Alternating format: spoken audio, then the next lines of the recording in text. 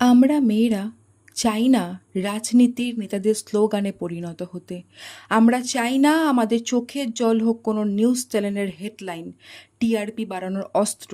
আমরা শুধু চাই একটু নিরাপত্তা, একটু সম্মান, একটা সমাজ যেখানে মেয়েরা রাতে একা ফিরলেও চিন্তায় পড়ে না পরিবার, যেখানে ধর্ষণ পর পিছার রাজনৈতিক ইচ্ছার উপর নির্ভর করে না, যেখানে অপরাধী দল দেখে নয়, অপরাধী দেখে ধরা পড়ে।